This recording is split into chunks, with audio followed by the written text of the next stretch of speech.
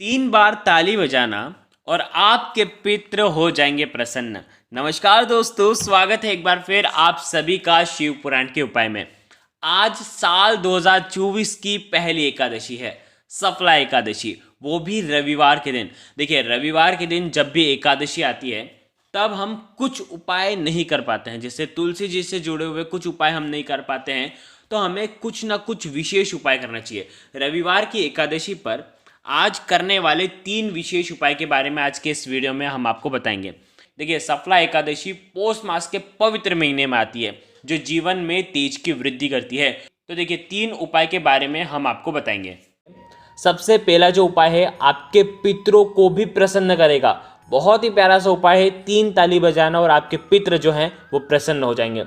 दूसरा जो उपाय होगा वो मात्र हल्दी से और कुमकुम से आपको करना है, आपकी समस्त मनोकामनाओं की पूर्ति के लिए। और तीसरा जो उपाय होगा वो भी बहुत ही प्यारा सा उपाय होगा, 7 चावल के दाने वाला उपाय। तो 3 महा उपाय के बारे में आज के इस वीडियो में हम बात करेंगे। बहुत ही प्यारे से उपाय होने वाला है। पूज्य गुरुदेव की ही कथा सुन करके, समझ करके समझाने का पूरा प्रयास करूंगा। लेकिन उससे पहले आप सभी से रिक्वेस्ट करता हूं, चैनल पर अगर पहली बार आए हैं तो चैनल को ज़रूर सब्सक्राइब करें और कमेंट में ओम नमः शिवाय ज़रूर लिखें। देखिए, एकादशी तिथि जो होती है वो भगवान विष्णु को समर्पित होती है। देखिए, ये जो 3 उपाय हैं, देखिए ये तीनों उपाय आपको करना है एकादशी के दिन। 10 सितंबर को रविवार के दिन अजय एकादशी है। तीनों में से जो उपाय आपको लगता है आप कर सकते हैं। देखिए, सबसे पहला उपाय बहुत ही प्यारा सा उपाय है। यदि आपकी कोई भी मनोकामना कई दिनों से परिपूर्ण नहीं हो रही है, हो सकता है आपको किसी ने बोल दिया हो कि आपको पितृ दोष लगा हुआ है, तो भी आप ये उपाय कर सकते हैं। देखिए, यदि आपके पितृ जो हैं वो प्रसन्न नहीं है, आपके पितृ जो हैं वो तृप्त नहीं है, तो आपको ये उपाय करना चाहिए। देखिए, यह है मनोकामना पूर्ति का उपाय। देखो, समझना इस उपाय को कैसे करना है। सबसे पहली बात, आपको क्या करना है, तांबे का पात्र लेना है, उसके अंदर जल भरना है। ठीक है, जल कहाँ का लोगे, घर के मटके का ही जल लेना है। भगवान शिव के मंदिर में जाओगे तो ऐसा नहीं कि भगवान शिव के मंदिर से ही जल ले लिया। इस उपाय के लिए, ये जो उपाय है पितरों को प्रसन्न करने के लिए है। देखिए, आपके घर के मटके के वहाँ पर रहता है आपके पितरों का स्थान। तो आपको क्या करना है, पितरों के स्थान यानी कि मटके से आपको जल लेना है और तांबे के पात्र के अंदर भर देना है। ठीक है, अब देखो, यदि आपके यहाँ पर गंगा जल हो तो गंगा जल की कुछ बूंदे इस जल के पात्र के अंदर डाल देना। गंगा जल नहीं है, कोई पवित्र जल है, नर्मदा मैया का जल है तो नर्मदा मैया का जल डाल देना, या कोई भी पवित्र नदियों का अगर आपके पास शुद्ध जल है तो उनकी कुछ बूंदे इस जल के पात्र के अंदर आपको डाल देनी है। अब देखो, अब इस उपाय को समझना। ये जल का पात्र लेकर के जाना है आपको भगवान शिव के मंदिर में। ये उपाय आप सुबह से लेकर के शाम तक, रात्रि तक, जब आपकी इच्छा हो तब आप ये उपाय कर सकते हैं। देखो, भगवान शिव के शिवलिंग के सीधे तरफ आपको खड़े हो जाना है और आपका जो मुख होगा वो होना चाहिए उत्तर दिशा की तरफ। आ गई आपको बात समझ में। आपके दोनों हाथों में 1 लोटा जल होना चाहिए और ये जल आपको भगवान शिव के शिवलिंग पर श्री शिवाय नमस्तुभ्यम का जाप करते हुए पूरा जल आपको अर्पित कर देना है। जैसे ही जल आप अर्पित करोगे, इस लोटे को साइड में रखना, नीचे रखना, और उसके बाद 3 ताली जोर से बजाना और आपको स्वधा स्वधा स्वधा, देखो देखो स्क्रीन पर आपको लिखा हुआ मिल रहा होगा, स्वधा स्वधा स्वधा, इस नाम का आपको जाप करना है 3 बार। 3 ताली बजाना और 3 बार आपको जाप करना। स्वधा बोलना, फिर ताली बजाना, फिर स्वधा बोलना, फिर ताली बजाना, फिर स्वधा बोलना, फिर ताली बजाना, और आपकी जो भी विशेष मनोकामना है वो आपको बोल देनी है। आ गई आपको बात समझ में। महादेव की कृपा से आपके घर आपकी जो भी मनोकामना होगी वो भोले भंडारी ज़रूर ही परिपूर्ण करेंगे। देखिए, इस मंत्र का अगर आप जाप कर रहे हैं ना, तो आपको ये पता होना चाहिए कि ये मंत्र किस लिए है। देखिए, ये उपाय आपके पितरों को तृप्त करता है। श्राद्ध का फल आपको एक ही स्वधा मंत्र में आपको मिल जाता है और सभी तीर्थों में स्नान करने का फल भी आपको मिलता है। तो स्वधा स्तोत्र का आप पाठ भी कर सकते हैं। अगर आपके पास समय है तो स्वधा स्तोत्र का पाठ करें, नहीं तो स्वधा स्वधा स्वधा इस मंत्र का 108 बार आपको वहीं पर बैठ करके जाप करना चाहिए। बहुत ही प्यारा सा एकादशी पर ही करने वाला एकमात्र ऐसा उपाय है। अब देखो, दूसरा उपाय, अगर पति पत्नी में बहुत ज़्यादा लड़ाई होती है, पति पत्नी में प्रेम नहीं है और लड़ाई के कारण घर में क्लेश बहुत होता है, गृह क्लेश होता है, यदि आपके घर में भी ऐसी कोई समस्या है तो आपको ये उपाय करना चाहिए। देखो, बहुत ही प्यारा सा उपाय है।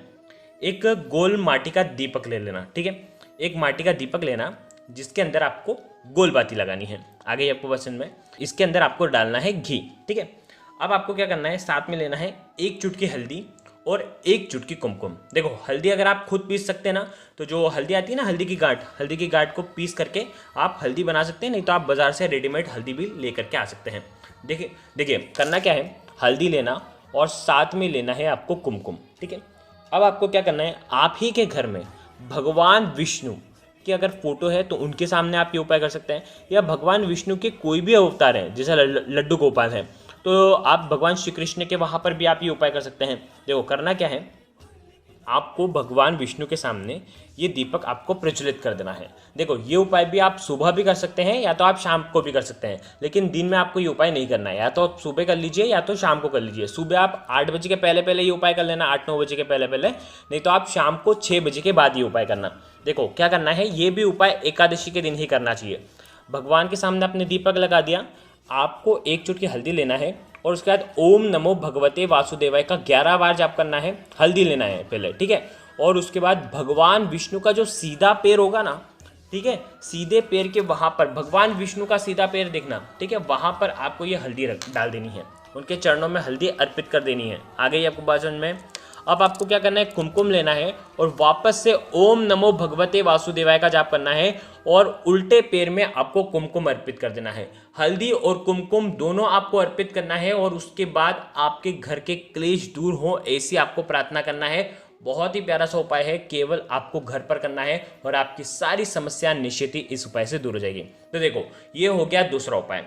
अब हम बात कर लेते हैं सबसे महत्वपूर्ण उपाय की, यानी कि तीसरे उपाय की। देखो ये उपाय भी बहुत ही ज़्यादा खास होने वाला है। कैसी भी मनोकामना हो, माता अशोक सुंदरी की कृपा से आपकी वो मनोकामना परिपूर्ण होकर ही रहेगी। बहुत ही प्यारा सा उपाय है। देखो करना क्या है, देखिए सबसे पहले हम सामग्री समझ लेते हैं। आपको लेना है 7 चावल के दाने, 7 चावल के दाने, और चावल के दाने खंडित नहीं होने चाहिए, ठीक है।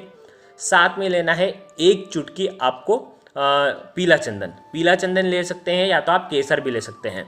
अब देखो क्या करना है, ये 7 चावल के अंदर आपको पीला चंदन जो है, सूखा पीला चंदन होगा, उसके अंदर थोड़ा सा जल मिला करके पीले चंदन को आपको चावल के ऊपर लेपना है। जो चावल होंगे वो पीले हो जाएंगे। अगर आप केसर ले रहे हैं तो केसर को घिस करके उसका जो जल है वो आपको चावलों के ऊपर डाल देना है।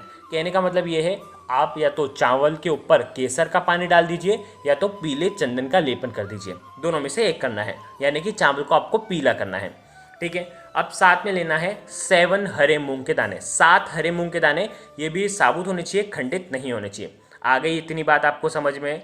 अब आपको लेना है 7 बेलपत्र। अब देखो बेलपत्र की इतनी परेशानी होती है कि बेलपत्र बहुत सारे लोगों को मिलते नहीं है, तो भगवान शिव के मंदिर में चल जाना और वहाँ पर चढ़े हुए बेलपत्र को उठाना और शुद्ध जल डाल करके वापस से आप उपयोग में ले सकते हो, पूर्ण वो ही फल प्राप्त होता है। तो 7 बेलपत्र बिना कटे फटे लेना है, खंडित नहीं होने चाहिए, ठीक है। साथ में लेना है 1 गोल बाती का दीपक, आ गई आपको बात समझ में। और इसके साथ में लेना है तांबे के पात्र के अंदर जल। देखो बहुत सारी चीज़ें हो गई हैं, एक बार और रिपीट कर देता हूँ। 7 चावल के दाने ले लिए जिसके अंदर आपने पीला चंदन डाला था, 7 हरे मूंग के दाने ले लिए, 7 बेलपत्र ले लिया, 1 दीपक लिया, 1 तांबे के पात्र के अंदर जल लिया और साथ में आपको पीला चंदन और लेना है। आगे आपको बात समझ में। ये सारी सामग्री लेकर के आपको भगवान के मंदिर में जाना है, भगवान शिव के मंदिर में। देखो रविवार की एकादशी पड़ी है, तो इस उपाय को आपको रविवार की एकादशी पर करना है। देखो करना क्या है, ये उपाय भी सुबह से लेकर के रात्रि तक जब आपकी इच्छा हो तब आप कर सकते हो। देखो आप जैसे ही भगवान शिव के मंदिर में जाओगे तो मंदिर की जो चौखट है, समझना, मंदिर की जो चौखट है ना, मंदिर की चौखट के सीधे तरफ आपको ये 7 चावल के दाने आपको डाल देना है, ठीक है। 7 चावल के दाने डाल दिए। अब इन्हीं 7 चावल के दानों के ऊपर जो एक गोल बाती का दीपक लेकर के आए हो ना, वो गोल बाती का दीपक आपको लगा देना है और इसे प्रज्वलित कर देना है। आ गई इतनी बात समझ में। अब देखो ये उपाय कर लिया। अब आपको, आपके पास है हरे मूंग के दाने, जो 7 हरे मूंग के दाने जो हैं वो आपको क्या करना है, जो नंदी जी हैं, नंदी जी का जो पैर उठा हुआ रहता है ना, वहां पर ये 7 हरे मूंग के दाने आपको अर्पित कर देना है, ठीक है। अब आपके पास है 7 बेलपत्र और तांबे के पात्र के अंदर जल, ठीक है। अब आपको भगवान शिव के मंदिर में जाना है और उसके बाद 1 लोटा जल जो है वो भगवान शिव के शिवलिंग पर श्री शिवाय नमस्तुभ्यम का जाप करते हुए और आपकी जो भी विशेष मनोकामना है इस एकादशी पर वो आप जो चाहते हैं कि वो परिपूर्ण हो जाए, वो बोल करके ये 1 लोटा जल आपको भगवान शिव के शिवलिंग पर आपको अर्पित कर देना है। देखिए आगे इतनी बात समझ में है। अब देखो आपके पास है 7 बेलपत्र, 7 बेलपत्र, ठीक है। अब आपको क्या करना है, ये बेलपत्र की जो 7 बेलपत्र हैं इनमें 3-3 पत्तियां हैं, हर एक बेलपत्र में 3 पत्तियां हैं। इन तीनों पत्तियों पर आपको पीला चंदन लगाना है और एक एक टिकी लगाना है, मात्र एक एक टिकी तीनों पत्तों पर लगा देना। इस प्रकार से आपको 7 बेलपत्र पर आपको टिकियां लगानी है।